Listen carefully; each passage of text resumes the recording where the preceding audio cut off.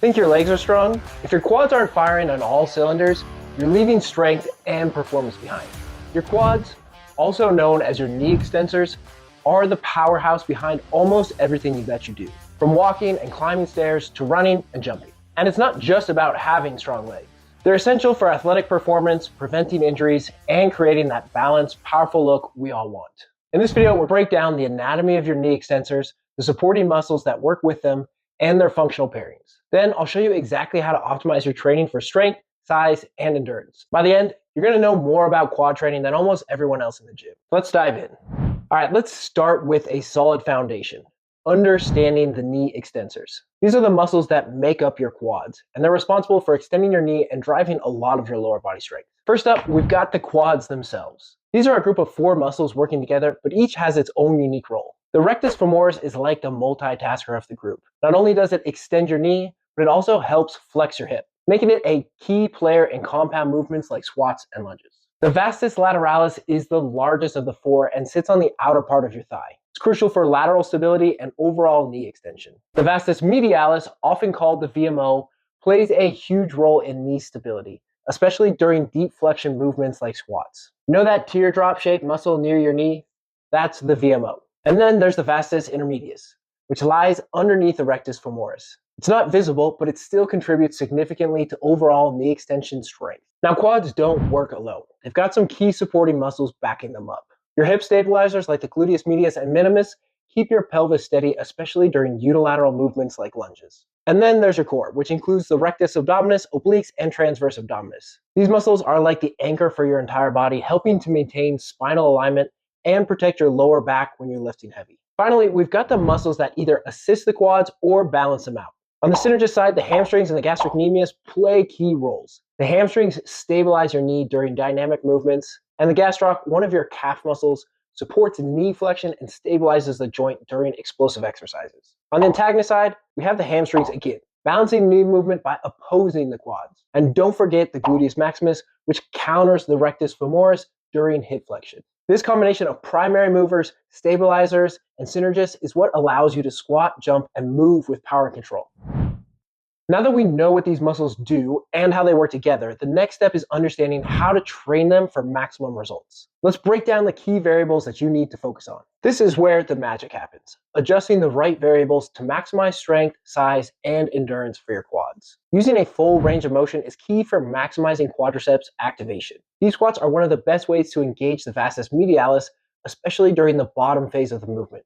Bulgarian split squats force you to strengthen through a complete range of motion while also improving balance and stability. Partial range of motion also has its place, like when you're working on lockout strength in a leg press. For exercise selection, start with compound movements like back squats and leg presses to load the quads heavily and recruit as many muscle fibers as possible. Then we can move on to isolation exercises like leg extensions to target the VMO and fully fatigue the quads. Finally, add in unilateral movements like lunges or step-ups to address muscle imbalances and improve functional strength. For tempo, focus on the eccentric phase, lowering slowly for 3 to 5 seconds to increase tension. For the concentric phase, explode upward to recruit those fast twitch muscle fibers. And don't forget isometric holds for increased time under tension and quad endurance. Load and resistance depends on your goal. For hypertrophy, use moderate heavy loads, 65 to 85% of your 1 rep max, and aim for 8 to 12 reps per set. For strength, we need to go heavier, 85 to 95% of the 1 rep max with 3 to 6 reps. And for endurance, use lighter loads, less than 50% of your max for 15 to 20 reps. We've already talked about the importance of your stabilizers like the glutes and the core. Now let's look at how to challenge stability during your training. For heavy loading and maximal quad activation, focus on stable movements like squats or leg presses. To improve balance and proprioception, incorporate unstable movements like single leg exercises. By dialing in these variables, range of motion, exercise selection, tempo, load, and stability, you can create the perfect quad training plan. All right, now that we've covered how to optimize individual exercises, let's talk about structuring your entire training program. This is where all of the variables come together to create a balanced, effective plan for building strength, size, or endurance in your quads. First up is intensity. Essentially, how heavy you're lifting. This varies depending on your goal. For hypertrophy, stick with moderate to high intensity, around 65 to 85% of your 1 rep max. If your focus is on strength, go even heavier, 85 to 95% of your 1 rep max with fewer reps. And for endurance or rehab, use lighter weights less than 50% of your max. This allows for controlled higher rep movements without overloading. Next is volume, how many sets and reps you're doing. Here's how to break it down. For hypertrophy, aim for 3 to 5 sets of 8 to 12 reps. If you're training for strength, go for 4 to 6 sets of 3 to 6 reps. And for endurance, you'll want 2 to 3 sets of 15 to 20 reps. Your weekly workload is also important. Ideally, you want 10 to 20 total sets for your quads across the week to see consistent growth. Frequency is how often you're training your quads. For most people, 2 to 3 sessions per week is the sweet spot. This gives your muscles enough time to recover while still providing plenty of stimulus for growth. How much rest you take between sets can make a big difference depending on your goal. For strength, you'll need longer rest periods, about 2 to 3 minutes,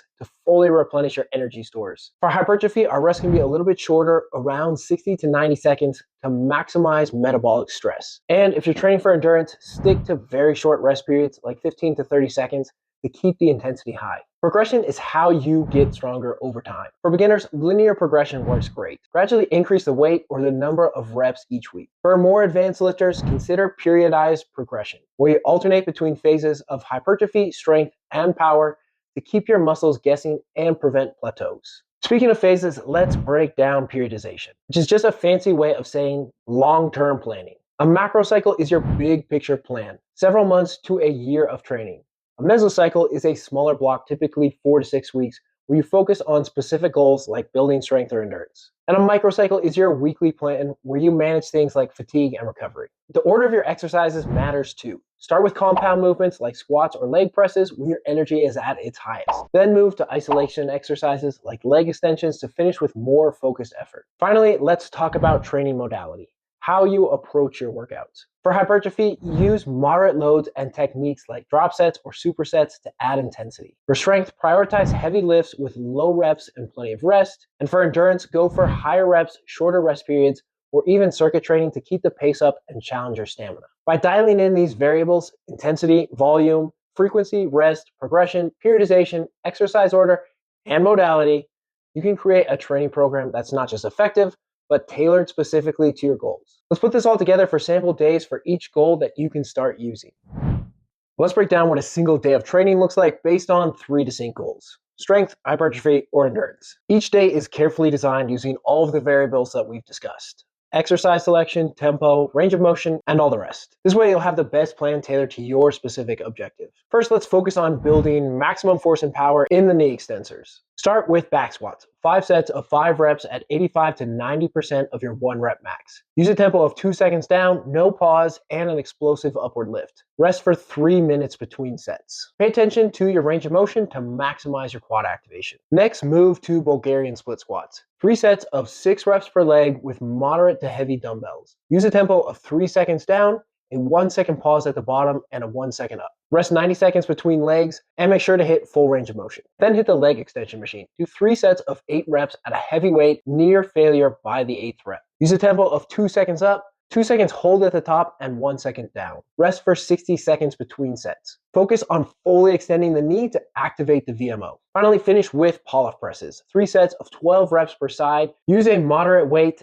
Keep the tempo controlled, 2 seconds out, 2 seconds back. Rest for just 30 seconds between sides. Now let's shift to maximizing muscle size with a hypertrophy focused day. Start with front squats, 4 sets of 8 reps at 75% of your 1 rep max. Use a tempo of 3 seconds down, a 1 second pause, and a 1 second up. Rest 90 seconds between sets and go to full depth to emphasize quad recruitment. Then move on to walking lunges, 3 sets of 10 reps per leg with moderate dumbbells. Use a tempo of 2 seconds down, a 1 second hold, and a 1 second up. Again, we're resting 90 seconds between sets. Then we're gonna move on to sissy squats, 3 sets of 12 reps using your body weight or light weight. Use a tempo of 3 seconds down, a 1 second pause, and a 1 second up. Rest 60 seconds between sets. We're gonna finish with weighted squat holds. Go down into the bottom of a squat, hold for 30 seconds 3 times. This is a good one to go heavy on if you can't come back up after the 30 seconds. Make sure you've got your assistance bars in so it's easy to fail out of that. We're only resting 30 seconds between sets. Finally, let's look at building endurance and stamina for your quads. Start with lightweight squats,